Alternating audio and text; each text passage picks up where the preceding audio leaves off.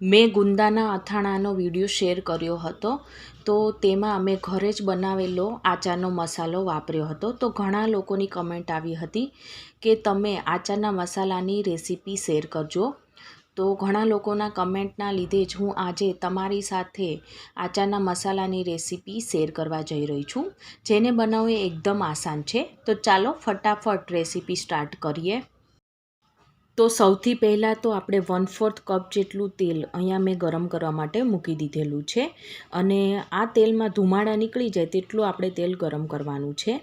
તો આજે આપણે એકદમ પરફેક્ટ માપ સાથે આચારનો મસાલો બનાવીશું.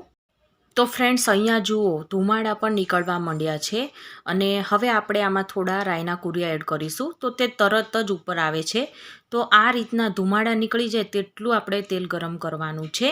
અને હવે આપણે નમકને શેકી લઈશું. નમકમાં મોસ્યનો ભાગ હોવાથી અથાણાનો મસાલો છે એ બગડી જતો હોય છે, અથવા તો કાળો પણ પડી જતો હોય છે. જો તમે આ રીતના નમકને 1 થી 2 મિનિટ માટે શેકશો ને, તો તમારો અથાણાનો મસાલો છે ક્યારેય નહીં બગડે, એવો ને એવો જ રહેશે. તો 1.5 થી 2 મિનિટ જેટલો આને આપણે શેકવાનો છે. તો ફ્રેન્ડ્સ, અહીંયા જુઓ આપણે નમક છે એ પણ એકદમ સરસ શેકાઈ ગયું છે. તો નમક ઠંડુ થાય ત્યાં સુધીમાં આપણે તેનો મસાલા તૈયાર કરી લઈએ.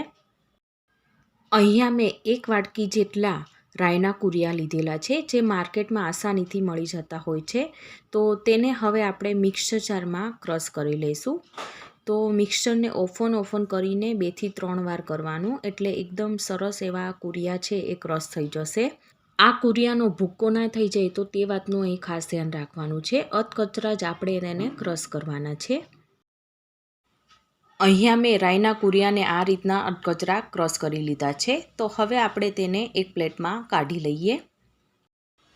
1 વાટકી રાઈના કુરિયા સામે આપણે અડધી વાટકી મેથીના કુરિયા લેવાના છે, જેને આપણે મિક્સર જારમાં સેમ પ્રોસેસથી 2 થી 3 વાર ઓફન કરીને ક્રશ કરવાના છે. મેથીના કુરિયા પણ મેં અહીં અધકચરા ક્રશ કરી લીધા છે. તો આ રીતના આપણે લેયરમાં બધી સાઈડ પાથરી દઈએ. હવે 3 મોટી ચમચી જેટલી મેં અહીંયા વરિયાળી લીધેલી છે. તો મિક્સર જારમાં આપણે સેમ પ્રોસેસથી 2 થી 3 વાર મિક્સરને ઓફન કરીને ક્રશ કરી લેવાનું છે. અને ટોટલ આમાંથી 250 ગ્રામ જેટલો મસાલો બનીને તૈયાર થશે. વરિયાળી ક્રશ થઈ ગઈ છે, તો હવે તેને આપણે પ્લેટમાં લઈ લઈએ. હવે આમાં આપણે 1 મોટી ચમચી જેટલી હિંગ એડ કરીશું. હવે તૈયાર કરેલા મસાલામાં આપણે તેલ ગરમ કરીશું. તેલ છે એ હજી થોડું નોર્મલ ગરમ છે, તો આટલું તેલ ગરમ હોવું એ જરૂરી છે.